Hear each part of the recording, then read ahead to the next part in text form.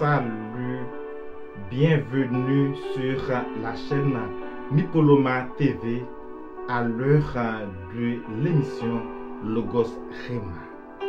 C'est une émission tout à fait spéciale, frères, sœurs, amis de partout. Que le Seigneur vous bénisse. Je salue tous les abonnés de la chaîne.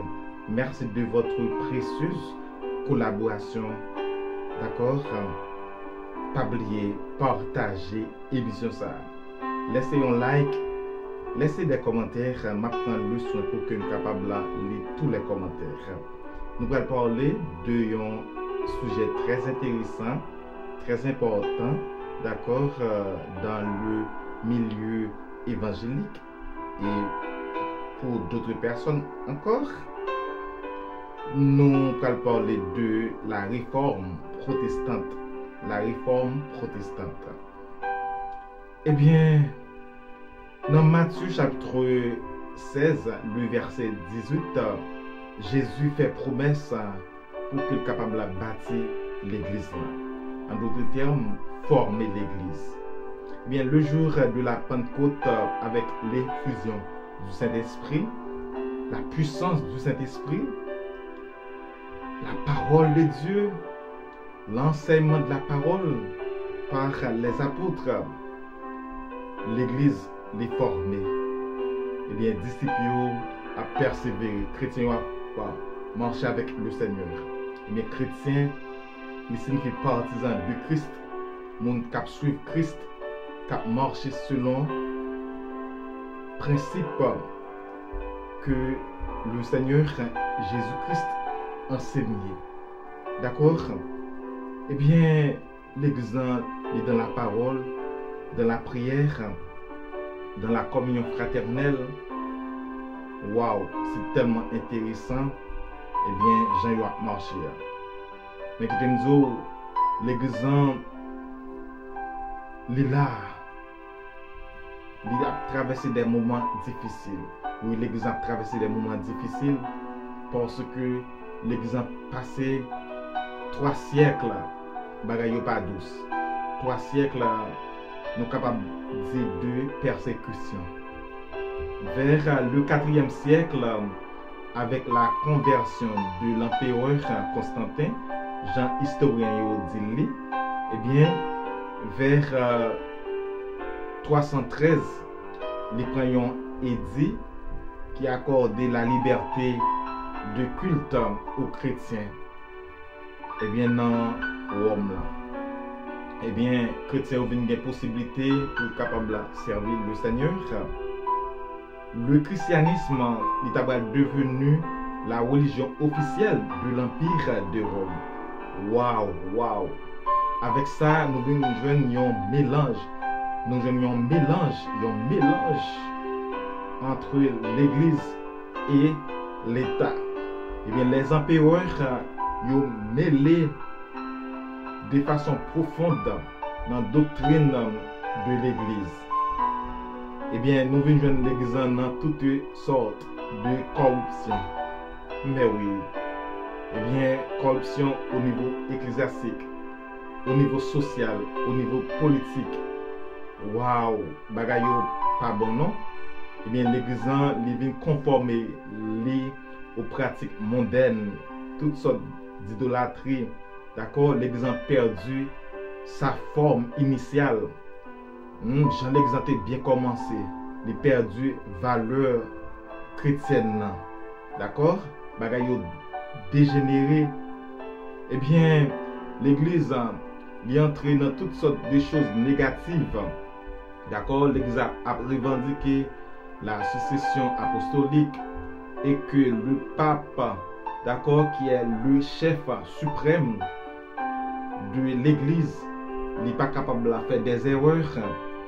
D'accord? Il est infaillible. Mon Dieu. Donc, c'est ex-cathédrale. L'Église a prêché le salut par les œuvres. Alors que c'est pas ça la parole de Dieu dit. D'accord? L'Église a fait pénitence d'accord, yon nan pèlerinage ou bagay yo grave, oui. Il a fait des cultes au sein, adoration, des images, l'idée yo corrompu, yo enrichi yo dans la question de vente des indulgences, d'accord, bien que yo parlé, l'histoire nous dit que c'était question de pour construction de basilique de Saint-Pierre à Rome. C'est peut-être ça, il y a plus à fait la vente des indulgences. Mais ça qui est important, c'est que yo a dit que moun capable de sauver, d'accord, moun capable de sortir dans le purgatoire pour aller au paradis lorsque ou laguez l'argent dans la caisse à la minute que vous entendez l'argent fait bang bang, la personne, l'âme de la personne, il sortit dans le purgatoire pour aller dans le paradis. Quelle doctrine! De façon négative, l'église a fonctionné, comprendre, et c'est vraiment grave. L'église a perdu, trace les vraies paroles là. C'est choses négatives, c'est choses qui pas dans parole là qu'a pratiquer. Qui t'aime et contre pratique ça yo, des personnes telles que Pierre Valdo en France, John Wycliffe en Angleterre, Jean Hus. Ces gens-là, ils ont attaqué bagay yo. Donc Jean Hus, lui-même, il était plus attaqué corruption que moine yo a fait dans l'église dans l'époque là. D'accord? Il a attaqué idolâtrie, d'accord, qu'a fait question adoration à des images taillées. Qui nous vers 410, il a été excommunié.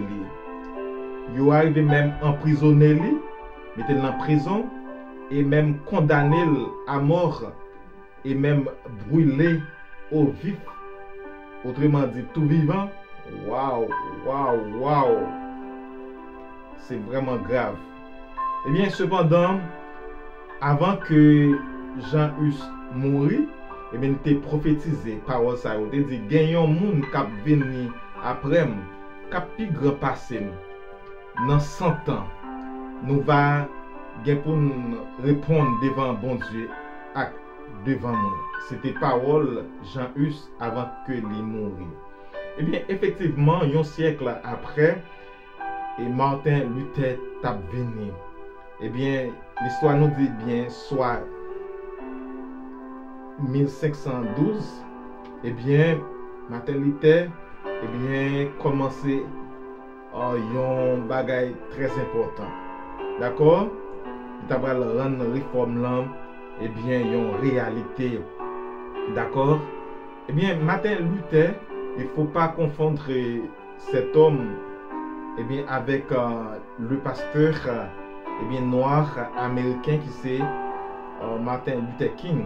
Il ne faut pas confondre. Martin Luther c'est un moine, d'accord, c'est un moine et c'est un prêtre, c'est un théologien, un professeur à l'université Wittenberg. Martin Luther prend naissance en 1483, le 10 novembre 1483. D'accord? Lui-même dans lutte ça. C'est lui-même qui initié grande lutte ça. D'accord? On nous dit quelques vérités selon Jean l'histoire dit. Martin Luther pas senti les bien. Il était toujours senti les coupable devant Dieu. Il était toujours senti les sale. D'accord? Pendant que la parole de Dieu, il est tombé dans Romains chapitre 8, le verset. Alors, Romains chapitre 1er, le verset 17. Romains chapitre 1er, le verset 17. Qui dit non que l'homme pas capable de sauver, que par la foi.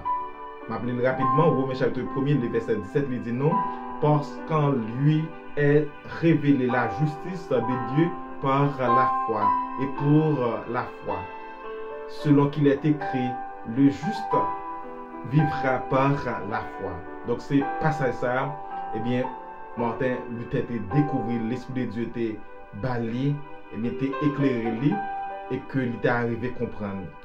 Le 31 octobre 1517, eh bien, c'était une grande lutte qui t'a dérapé.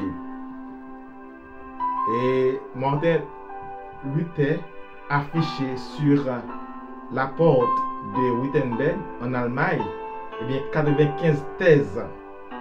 Si on avait dit 95 thèses, on a dit 95 propositions, 95 paroles, si on a comme ça.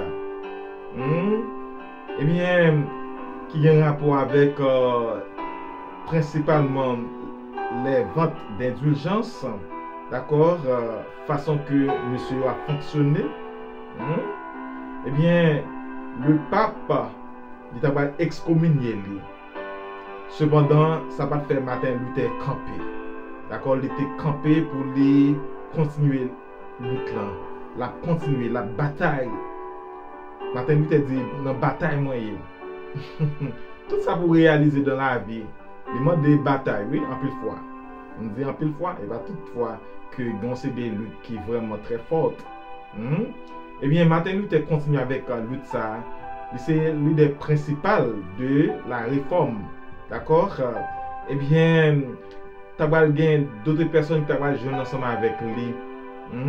C'est lutte ça qui mène ça la réforme protestante. La réforme protestante, c'est ça. C'est un retour à la forme initiale de l'Église, à la vérité biblique. D'accord? Donc, mouvement ça t'a propagé par d'autres serviteurs tels que Ulrich Zwingli en Suisse, nous gagnons Jean Calvin en France, nous gagnons John Knox en Écosse, d'accord, John Wesley en Angleterre qui est fondateur de l'église méthodiste. Eh bien, ce qui ça réformateur des chita basé. Eh bien, réformateur ont quelques bagailles vraiment intéressantes qui sont capables de partager ensemble avec nous. C'est 5 sola. 5 sola, d'accord? Sola, c'est mot latin ça qui signifie, eh bien, seul. D'accord? 5 sola, mot latin ça qui signifie seul. Eh bien, 1. Sola scriptura, ou bien scriptura. D'accord? Et l'écriture seule. Eh bien, la Bible nous dit bien, dans 2 Timothée chapitre 3, les versets 16-17, on va considérer, on va faire lecture pour vous, non? D'accord? Il dit toute l'écriture est inspirée de Dieu. Donc la Bible est la parole de Dieu. La Bible seule gagne force, une capacité. C'est la Bible qui doit faire l'autorité. Eh bien, à l'époque, eh bien, le pape ou bien le système catholique, eh bien, limiter tradition dans le même niveau à la parole de Dieu. Donc, eh bien, dans la question sola, scripture là, il a réclamé l'écriture, la Bible pour faire autorité absolue. Ce n'est pas parole pape, ce n'est pas tradition qui peut mener l'église. Eh bien, il a réclamé également la lecture de la Bible pour les laïcs, j'aimerais là. D'accord? Pour nous capables de gagner accès à la parole de Dieu. 2. Sola fide. Sola fide qui signifie la foi seule. Dans Éphésiens chapitre 2, la Bible nous dit clairement, c'est par la foi que vous êtes sauvés par le moyen de la foi. Eh bien, la foi, c'est quelque chose, c'est lui-même qui est tout à fait, pas d'autres choses encore. C'est par la foi seule que vous êtes capable de joindre le salut. Eh bien, en ce sens, eh bien, monsieur t'a revendiqué la foi seule. Parce que à l'époque, tu gagné pèlerinage, pénitence, d'accord? Vente des indulgences. Nous se parle de ça déjà. Eh bien, il dit non, la foi seule capable de sauver le monde. Troisième chose, c'est sola gratia. Sola gratia, c'est la grâce seule. La grâce seule, on peut considérer même passage, Éphésiens chapitre 2, verset 9. D'accord? On peut considérer également Romains chapitre 11, le verset 6. Eh bien, personne ne peut travailler pour son salut. Non, pas capable de travailler pour mériter salut, c'est-à-dire pour arriver sauvé. C'est pas par les œuvres. Non. La Bible dit non, c'est pas par les œuvres qu'on est capable de justifier, qu'on est capable de... Non, jeune bon Dieu, jeune le salut. D'accord? Ce n'est point par les œuvres afin que personne ne se glorifie. Personne n'est pas capable de le salut. Avec force. C'est par la grâce de Dieu. Quatrième sola, c'est sola. Et quatrième, c'est solus Christus. Solus Christus. Solus Christus signifie Christ seul. Et bien, selon Jean chapitre 14, le verset 6, nous connaissons que Jésus-Christ, c'est le seul chemin. Et c'est la vérité. Vous pouvez lire également 1 Timothée chapitre 2, le verset 5. Oui, Jésus-Christ c'est seul médiateur. Pas de moyen pour aller au Père. D'accord? Pas de médiateur entre le Père et l'homme. C'est seulement Jésus-Christ. Pas une question de Marie. Donc, il y a dit Vierge Marie. On connaît Marie après que le film fait. Eh bien, Jésus, il fait d'autres petites encore. L'Église catholique toujours dit la Vierge Marie. Donc, mensonge, pur mensonge. Donc, l'Église n'est pas d'accord. Donc, messieurs réformateurs n'est pas d'accord avec sa question de la Vierge Marie qui est capable de faire jouer le rôle de médiatrice. D'accord? Pas un médiateur. C'est ça la Bible dit nous dans 1 Timothée chapitre 2, le verset 5. Finalement, cinquièmement, c'est Soli Deo Gloria. À Dieu seul la gloire. Donc, pas une question de glorifier, eh bien, pas plan, eh bien, mettre à genoux dans pied li, beau bagli, en prosterner devant lui, à vénérer lui, en vénérer Marie, les saints. Donc, mettez à genoux devant saint, donc devant le pape. Donc, pour l'adorer, non, pas une question de ça. D'accord? Donc, c'est question de Dieu seul. Mes frères et sœurs, amis de partout, c'est question de réforme. Mais maintenant, posez cette question ça. Est-ce que l'Église a bien marché pour moi? Est-ce que nous n'avons pas besoin d'une véritable réforme? Oui, certainement. L'Église a besoin d'une véritable réforme qui passe par un réveil spirituel. Parce que l'Église n'a pas vraiment bien marché. L'Église a un contexte très difficile. Dans toutes sortes de choses négatives. Mais qui nous c'est la donne pour nous sauver. C'est là pour nous sauver. C'est moi, c'est vous-même qui c'est l'Église. Lorsque nous conformons, nous marchons dans la sanctification, c'est ça la vraie Église. En tout cas, c'était la question de réforme protestante. Que le Seigneur vous bénisse. Quittez commentaires, dites-nous qui sont pensés de la réforme protestante. Que bon Dieu bénisse. À la prochaine si Jésus tarde pour retourner. D'accord? Merci bien.